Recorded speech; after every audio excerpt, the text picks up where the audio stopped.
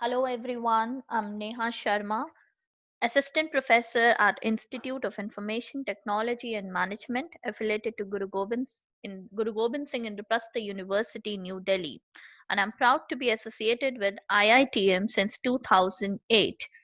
Now, being HR professional, being the professor in HR since so many years, being the HR specialist, I have come out with a very small topic to share with all of you: evolution and challenges of HRM. Now, this topic, it would be beneficial to students who are studying this HR subject or are taking HR as a specialization. Also, it would be beneficial to the industry HR professionals or corporates, those who are actually they want to get back to the theory of HR. So it is useful and beneficial to them also. So I'll be discussing two topics under this. One is evolution of HRM and the challenges of HRM in today's scenario. So let's first discuss the evolution of HRM. Before moving to the evolution of HRM directly, let me talk about brief about what do we mean by HR. So HR, as I would say, human resource management is that part of management process which actually develops and manages the human element of the enterprise, considering their resourcefulness in terms of the total knowledge, skills, creative abilities, talent, aptitudes, and lot of potentialities for effectively contributing to the organizational objectives. Every individual working in an organization, be it a peon, a security guard, any professional working at the middle level, lower level, or higher level in the organization, is a part of its human resource. By mismanaging the human resource, a manager actually kills the invaluable resourcefulness of his own people. Hence, I would say human resource management strategies should be designed keeping in view of the delicate nature of human element. So let's come to the evolution part now. Now, under evolution, we have different concepts and different stages by which the HR has passed on, and today we call it as human resource management. Now, let's first discuss the first stage, that is the craft system in the early 16th and 17th century.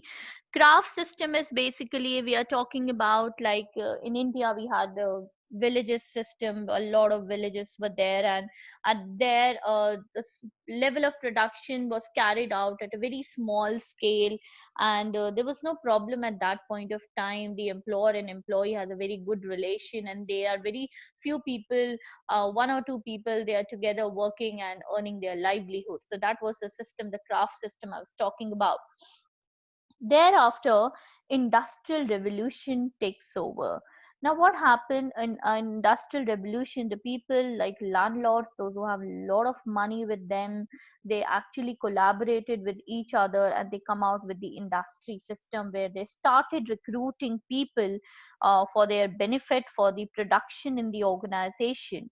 And thereafter they come out with the industries, and it was highly labor intensive at that point of time. And industrial revolution, it is basically like the industry was the companies were very labor intensive at that point of time. But with the rise in demands of the products, they felt that it is very difficult to come out with the productivity in a better way only if laborers are working in the organization. Then they come out with a lot of machines, lot of new technologies, and there we talk about the industrial revolution. So it got converted into machine and technology we talked about. Now what happened is at that point of time, with the rise of the factory system, as I talked about, the workers, they started facing several problems in the factories. They used to get low wages as compared to their contribution in the organization, and worked under poor working conditions, and it was a lot of problems the workers they have started facing. Now what happened, just going back to the trade unionism, how does it take over? So workers, they organize themselves into trade unions to secure better wages and better conditions of work. Now, the basic philosophy underlying trade unionism was that through strength and collective support, the employers could be forced to listen to workers and redress their grievances. So that was the time I was talking about, the Industrial Revolution. Then came the trade unionism and all, and the workers, they started making their own unions, and they started talking to employers about their benefit in a collective way. Then the second thing I would like to highlight on the second stage, it's a scientific management. Now, scientific management, when the word comes, being a management professional, uh, we all know that F.W. Taylor is known as the father of scientific management. He was a chief engineer in one of the company in USA, and there he started noticing that how the work is being done in the organization, how the system and processes are being carried on in the organization. So after observing all these things, he realized that work can be done in a better way to increase the productivity. So because of this, the tailor, he conducted a series of experiments which actually lasted for more than 2 decades. He experimented with all the processes in the organization which were carried on, the machines, the tools, and everything in the organization, how the work is being carried on. Now, after his series of experiments, he uh, he did so much of research and experiments, and he came out with certain philosophies, or we can say principles of scientific management, which he came out in the form of a book entitled Scientific Management in 1947. I was talking about. So it is like he came out with a book narrating the principles of scientific management, and all the industrialists at that point of time, they were forced to go through this research, and they actually started implementing the principles which the Taylor he came out with. So the principles were more or less it was like using the best way to accomplish the task. He also talked about scientific selection, recruitment, and training of people in the organization. He talked about cooperation between labor and management in the organization, how maximum output, how maximum productivity can be achieved in the organization. And he talked about equal division of responsibility, division of labor in the organization. He also talked about correct use of tools and equipments in the organization. In fact, rather than using the word correct, I would use the word standardized tools and equipments in the organization. Also, he talked about standardized methods and process that are used in doing a job in the organization. So he altogether, he was only focusing on the productivity part of the organization. Even he didn't focus anything on the human element of the organization. So that was the second stage. Again, we didn't talked about human element at this point of time. In the craft system, we talked about the exploitation of people out there. In scientific management, he only talked about how to increase productivity and come out with the best possible outcome in the organization. And he didn't talk about any of the human element. Now let's come to the third stage, that is human relations era or human relations movement. Now, when we talk about human relations era or human relations movement, we are actually talking about the experiments, half-thron experiments or half-thron studies conducted by Elton Mayo. Elton Mayo, one of the psychologists, he came out with two books, The Industrial Civilization and Social Problems of Industrial Civilization. And he, in detail, he talked about, in both the books, he talked about, based on his research and experiments which he conducted, which is known as half-thron experiments or half-thron studies. He more or less talked about the factors that cause a change in human behavior. Now, what are the factors that actually contribute within the human beings? What are the factors that actually contribute in the productivity of the workers, and they found out there is no single factor. There are n number of factors, several factors, such as restrictive methods of supervision, giving autonomy to the workers, allowing formation of small cohesive groups of workers, creating conditions which encourage and support the growth of these groups, and cooperation between workers and management. So he actually find out through all the experiments which he conducted under Hawthorne studies, and find out that there are all these factors that are actually the concern for people and human resource in the management. They contribute to the productivity in the organization. And he more or less he focused on interpersonal relationships between people in the organization. So that was the human relations era in late 1920s and early 1930s. Thereafter we come to fourth stage, that is behavioral science. Now behavioral science, here there were many sociologists, there were many psychologists, there were many socio-psychologists who have actually contributed in this stage. They have done a lot of research, a lot of experiments, and they have come out with their philosophy that productivity is directly related to workers' individual and group feelings of like morale, motivation, and job satisfaction. So this was the findings of the sociologist and psychologist in that era. And they have actually provided managers with a systematic understanding of one of the most critical factors in the process of management, and that is the human element. Now we are talking about human element as a major aspect in the fourth stage of evolution of HRM. So human element over here, they are the behavioral science approach. They actually stressed upon groups and group behavior. It focused on group relationships. It actually refined the human relations approach and has a wider scope. And it is much more than a systematic study of human behavior. It actually studied a lot of group dynamics when the people are in the group and they're working together. A lot of findings were found out of the informal relations that the people are sharing within the organization, how it is affecting the productivity in the organization. So that was a behavioral science approach, and it was actually a revolution in the human element. And thereafter, since last many decades, we are discussing personal management.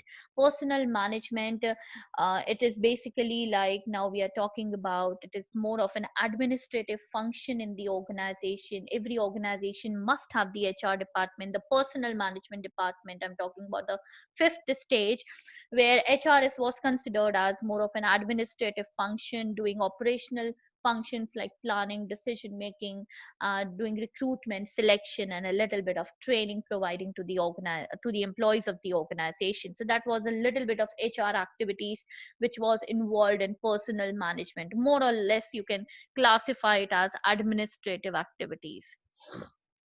Then now we came about the human resource management. Human resource management, since last 2 decades almost, we are hearing the word human resource management rather than personal management. Now what exactly is the difference is, today now we are considering people as the most important asset in any organization. Today, the science, the research has actually proved that irrespective of whatever machinery, technology, latest technology you adopt in the organization, irrespective of whatever good infrastructure you have in the organization, if you don't have good people to work with in the organization, we cannot succeed and we cannot achieve competitive advantage. So it is the only people, they are considered as the most important asset in any organization. Involved in human resource management, they are involved in administrative functions which we discussed in the personal management era. Along with that, today we are also talking about HR being the strategic planning, strategic decision making. They are involved in all the strategic decisions in the organization, and they are also contributing to the career development, career enhancement of individual employees in the organization. Today, we are not only talking about human resource planning, we are also talking about succession planning in the organization, which focuses on the individual career development of people in the organization.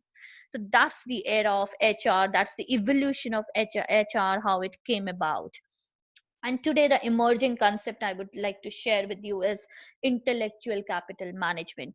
People are not only considered now as assets, they are considered as the partners in the organization. They are the intellectual capital without whom no machine, no technology, no infrastructure can be worked out in the organization. So, organizations, they need to be dynamic both in the context of the management of individual capabilities and the management of organizational structure. They need to maintain that amazing balance between the two things. Then only they are going to achieve the competitive advantage in this era.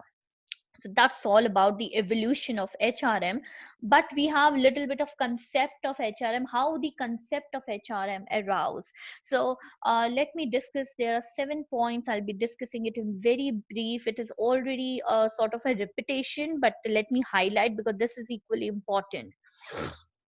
So previously it was a commodity concept, the first concept. Your labor was regarded as, treated as only a commodity, only a materialistic thing that can be bought any point of time and that can be sold any point of time. They can be hired at any point of time and they can be fired at any point of time. So that was a commodity concept.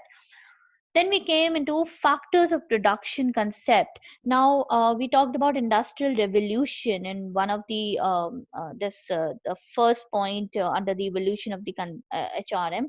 So we talked about the industrial revolution. At that point of time, people were treated as, employees were treated as one of the factor of production, like capital, material, and machine, or any other factor of production. They were only treated as one of the factor of production.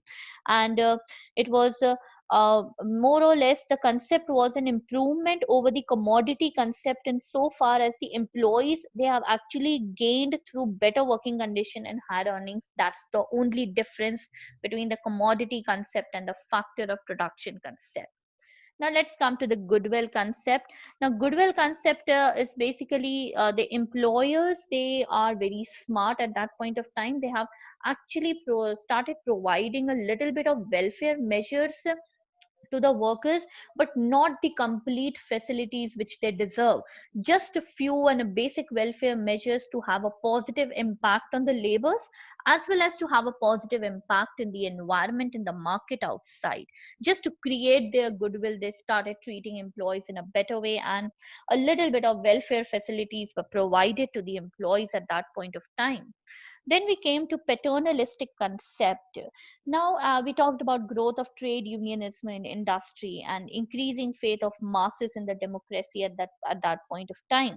Now here in this paternalistic concept, the employers, they started assuming a fatherly and protective attitude towards the workers, and they started launching schemes for the maintenance of the health and welfare of the employees.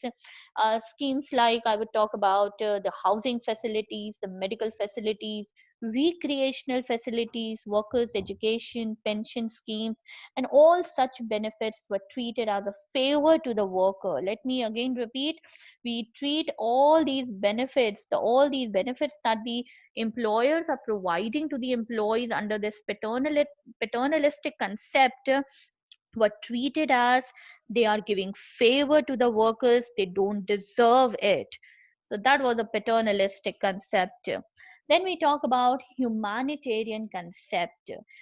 Now humanitarian concept in the early 1920s and 30s, I would say, industrial psychologist and human relation activist, they advocated the adoption of this humanistic or humanitarian concept, and they argued that the workers should be treated as human beings, and it is the responsibility of the employer to provide facilities for the social and social, physical, and psychological satisfaction and needs of the employees need to be taken care by the employers. So that was a humanitarian concept. And there finally we aroused the human resource concept. As I already said, human resource are now treated as the assets to the organization. Their motivation, their leadership, their group dynamics, organizational climate, organizational conflict, everything became so important in the organization. And it has also realized that it is the only way out to achieve competitive advantage in the organization. So that was a human resource concept we already discussed. Now, the emerging concept, as already I pointed out in the previous slide, that employees are not only treated as the assets to the organization, they are the partners in the progress of the company. They are now, the profits are being shared with the employee. You must have heard about employee stock ownership plan, ESOP.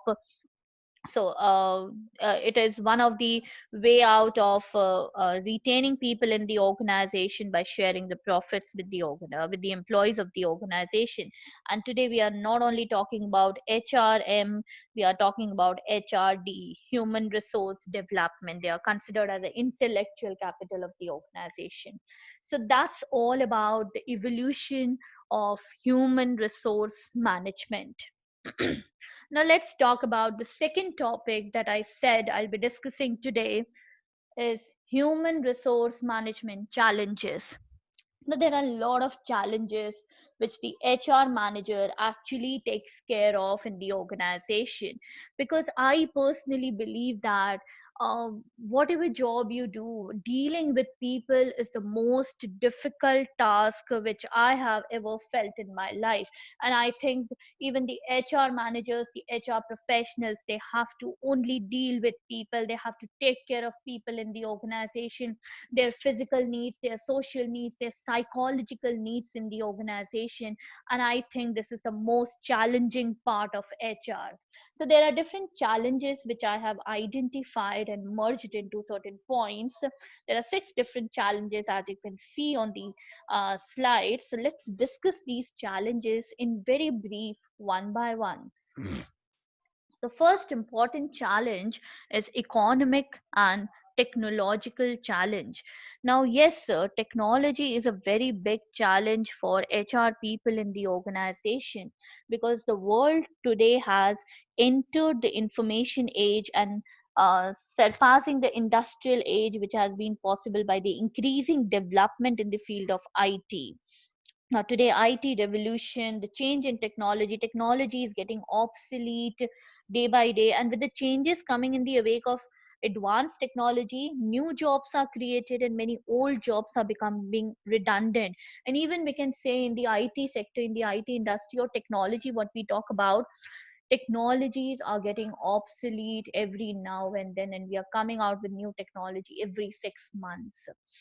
So shift in jobs from manufacturing and agricultural to service industry and telecommunications, and also shift in technological jobs, pressure of global competition, because today we are into the globalization era. So there is a lot of challenges, a lot of competitions we are facing, and as I said, as we discussed, the people are the only way out to achieve or to excel in competition in the competitive era. So again, this is a major challenge by the HR, for the HR people, HR managers in the organization, to lower the cost to attain competitive advantage and increasing the productivity in the organization.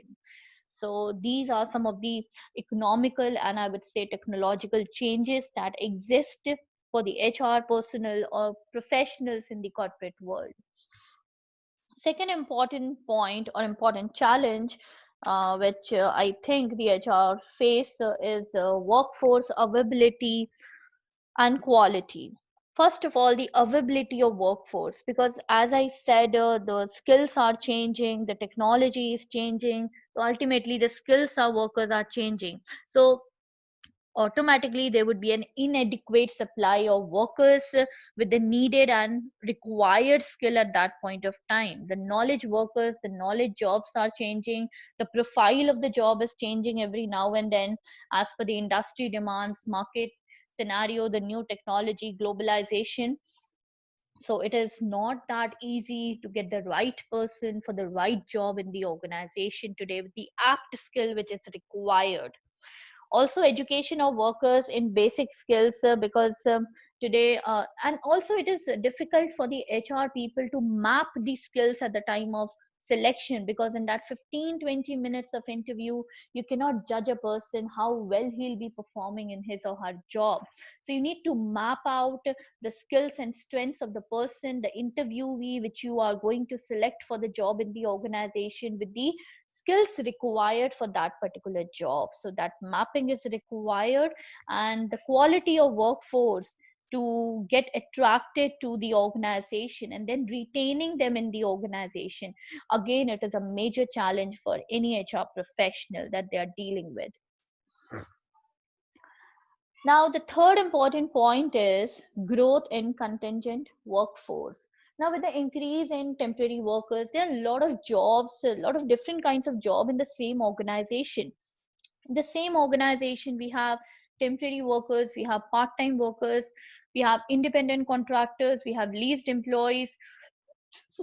So a lot of flexibility in taking every decision. The HR has to be alert and aware of all these things, because a lot of flexibility is required, and the recruitment policies will be different for different categories of workers. Selection policy will be different, their leave policy will be different, their promotion policies, their transfer policies, their appraisal system, everything will be different based on different categories of people in the organization.